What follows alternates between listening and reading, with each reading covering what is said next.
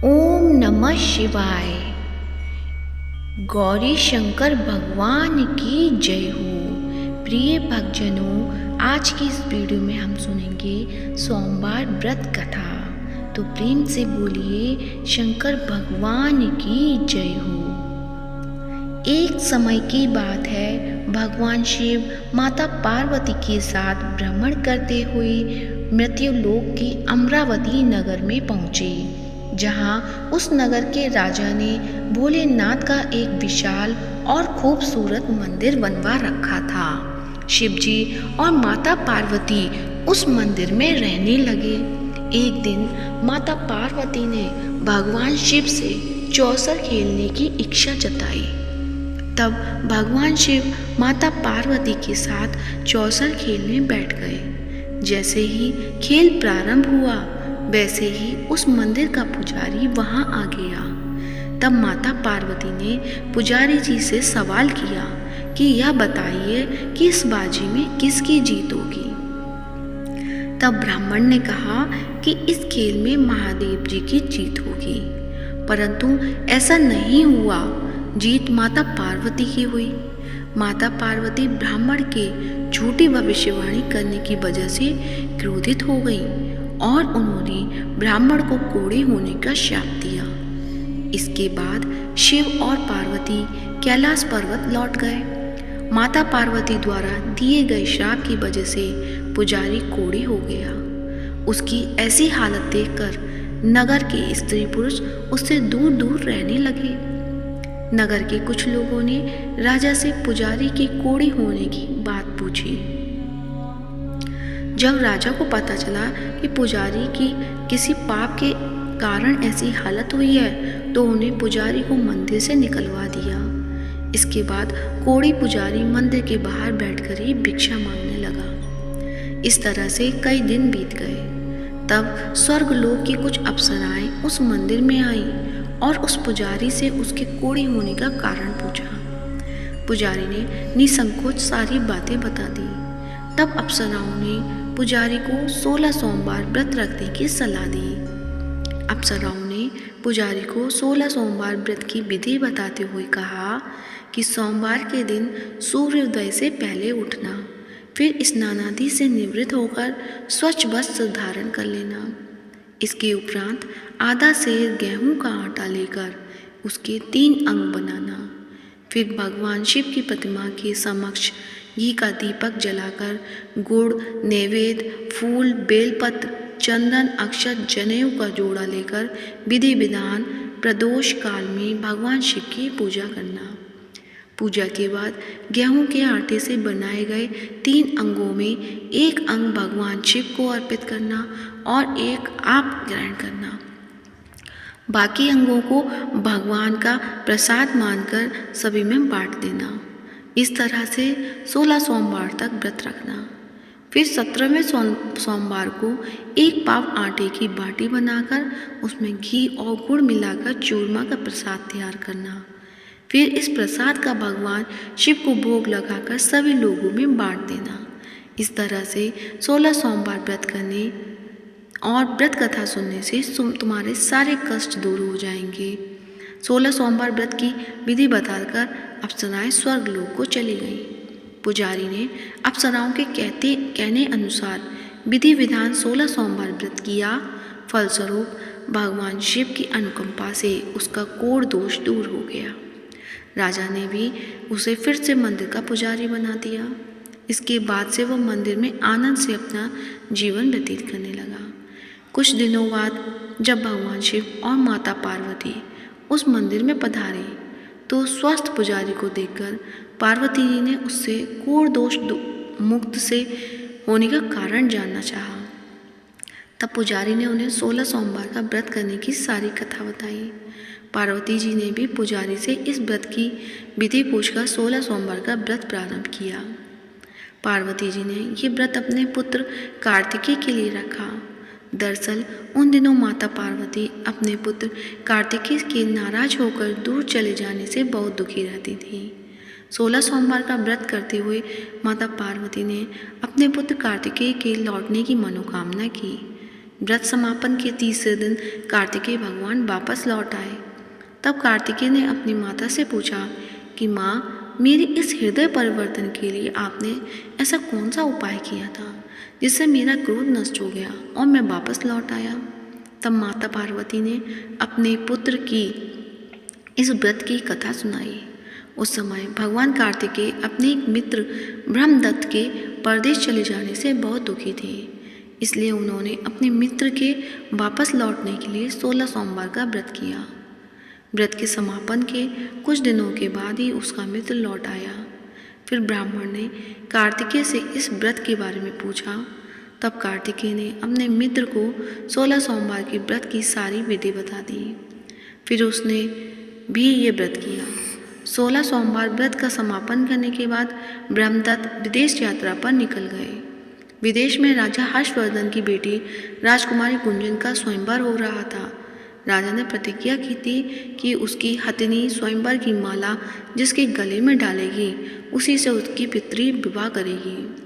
ब्राह्मण भी राजकुमारी के स्वयंवर में शामिल हो गया।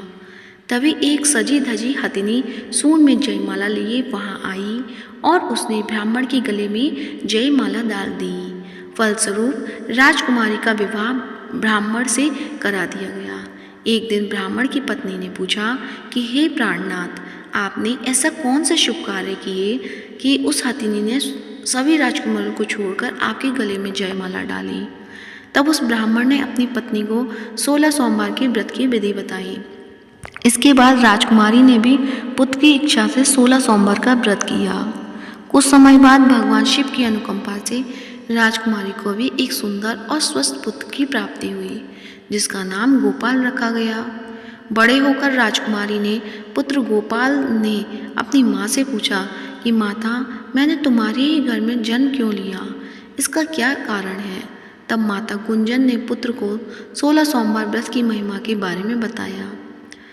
व्रत का महत्व जानकर गोपाल ने भी ये राज्य पाने की इच्छा से ये व्रत किया। व्रत समापन के बाद गोपाल घूमने के लिए अपने नगर के पास ही दूसरे किसी नगर में गया। वहाँ के व्रत राजा को गोपाल पसंद आ गया और उसने अपनी पुत्री मंगला का विवाह गोपाल से करा दिया। 16 सोमवार के व्रत करने से ही गोपाल महल में पहुंचकर आनंद से रहने लगा। 2 साल बाद उस व्रत राजा का निधन हो गया तो गोपाल उस नगर का राजा बन गया। राजा बनने के बाद भी वह विधिवत 16 सोमवार का व्रत करता रहा और व्रत के 17वें सोमवार को गोपाल ने अपनी पत्नी मंगला से व्रत की सारी सामग्री लेकर वह शिव मंदिर पहुंचने के लिए कहा। लेकिन पत्नी ने अपनी पति की आज्ञा का उल्लंघन करते हुए सेवकों द्वारा पूजा की सामग्री मंदिर में भेज दी। जब राजा ने भगवान शिव की पूजा पूरी की तब आकाशवाणी हुई कि हे राजन, तेरी पत्नी ने 16 सोमवार व्रत का अपमान किया है, इसलिए रानी को महल से निकाल दे, नहीं तो तेरा सारा धन वैभव नष्ट हो जाएगा। आकाशवाणी सुनकर राजा ने रानी को महल से निकाल दिया। इस तरह से रानी भूख की प्यासी उस नगर में भटकने लगी। फिर रानी को उस नगर में एक बुढ़िया मिली जो सूत काटकर बाजार में बेचने जा रही थी, लेकिन उससे सूत उठ नहीं रहा था। तब बुढ़िया ने रानी से कहा, बेटी, यदि तुम ये सूत उठाकर बाजार तक पहुंचा दोगी तो मैं तुम्हें धन दूंगी।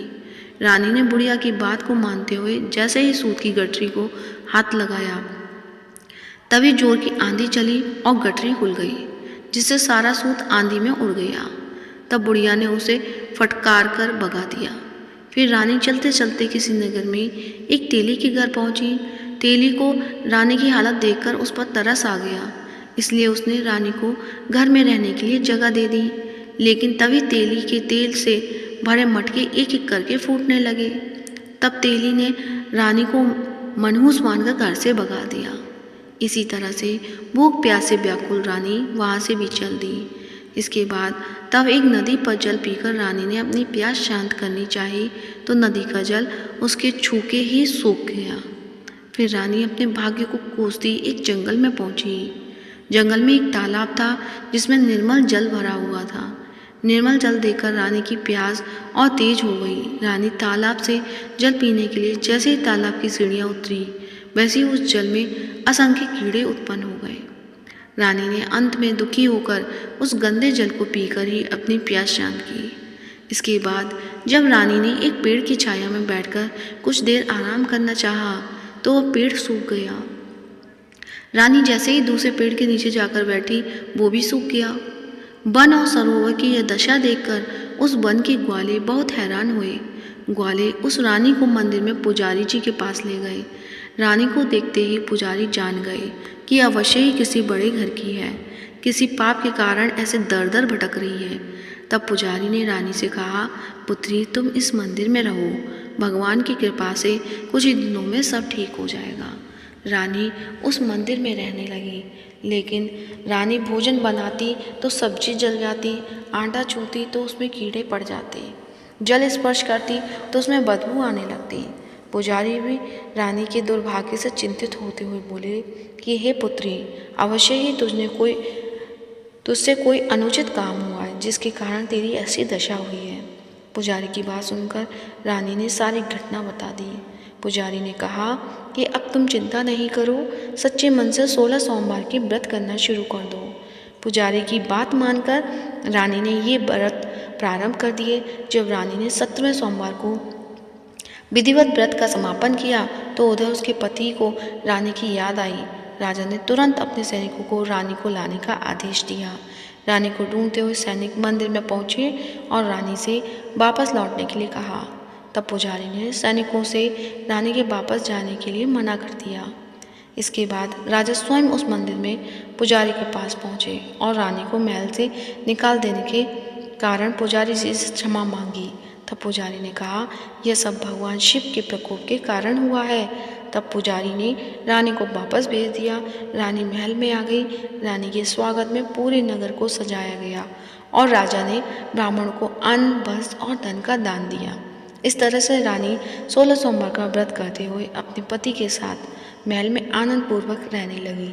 भगवान शिव की अनुकंपा से उसका जीवन खुशियों से भर गया।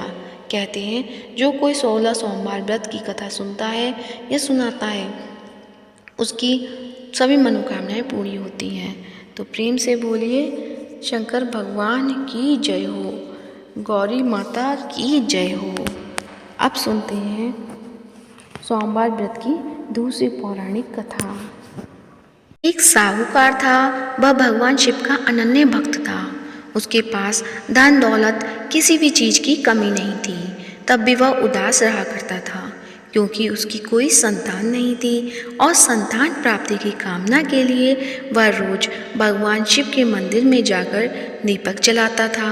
साहूकार के भक्ति भाव को देखकर एक दिन माता पार्वती ने भोलेनाथ से कहा कि प्रभु, यह आपका अनन्य भक्त है, इसके सभी कष्टों को अवश्य दूर करना चाहिए। शिव जी बोले कि हे देवी, इस साहूकार की कोई संतान नहीं है, यही इसके दुख का कारण है। माता पार्वती ने कहा कि हे ईश्वर, कृपा करके इसे पुत्र का वरदान दीजिए। तब भोलेनाथ ने कहा कि हे पार्वती, इस साहूकार के भाग्य में संतान का योग नहीं है। अगर इसे पुत्र प्राप्ति का वरदान मिल भी गया तो वह केवल 12 वर्ष तक जीवित रहेगा। इसके बाद भी माता पार्वती नहीं मानी और बोली, प्रभु, आपको इस साहूकार को पुत्र का वरदान देना ही होगा, वरना भक्त क्यों आपकी सेवा पूजा करेंगे। माता पार्वती के बार बार कहने से भोलेनाथ ने साहूकार को पुत्र का वरदान दिया, लेकिन यह भी कहा कि पुत्र केवल 12 वर्ष तक ही जीवित रहेगा।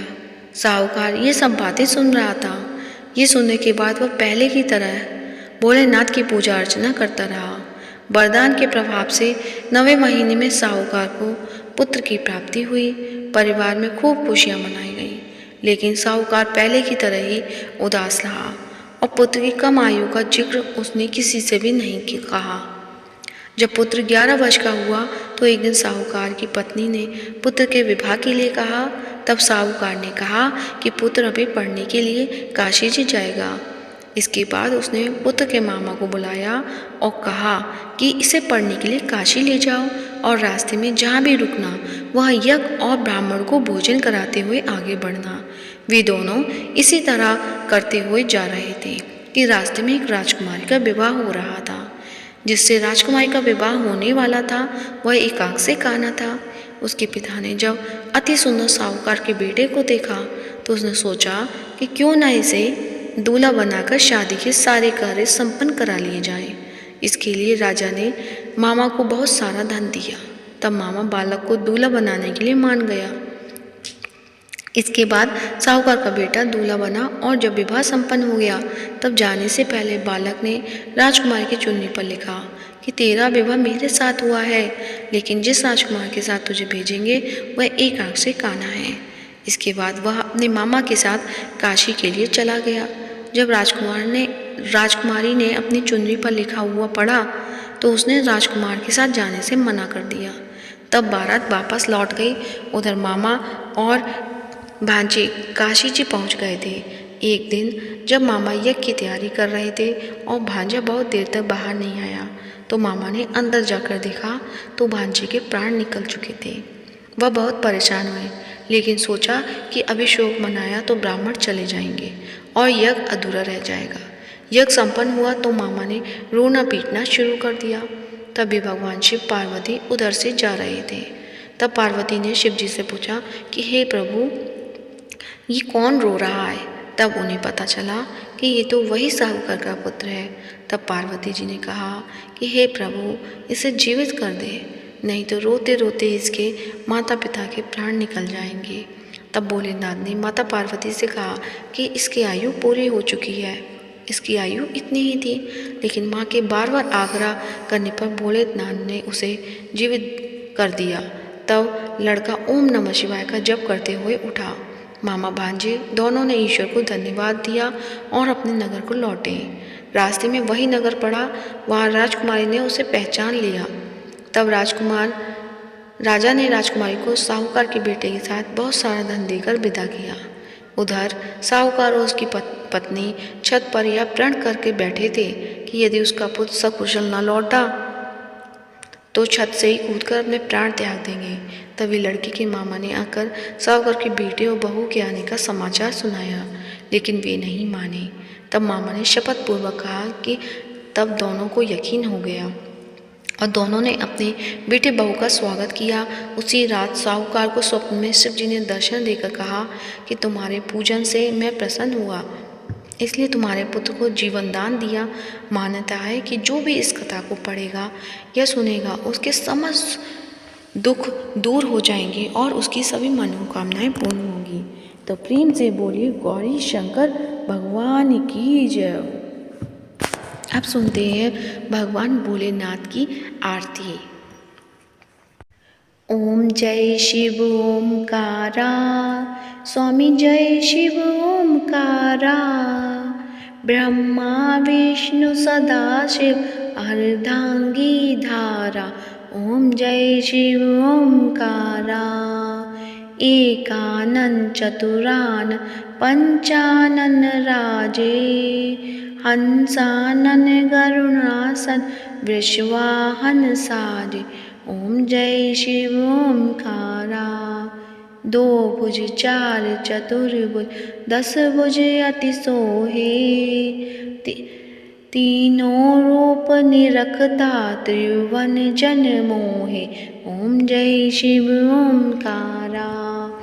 अक्षमाला वनमाला मुंडमाला धारी। चंदन मृग मद सोहे भोले शुभकारी। ओम जय शिव ओमकारा। श्वेतांबर पीतांबर बागांबर अंगे। सनकादिक ब्रह्मादिक प्रेतादिक संगे। ओम जय शिव ओमकारा। करके मध्य कमंडल चक्र त्रिशूल धरता। जग करता जग हरता जग पालन करता। ओम जय शिव ओमकारा। ब्रह्मा विष्णु सदाशिव जानति अविवेका। प्रणवाक्षण के मध्य ये तीनों एका। ओम जय शिव ओमकारा।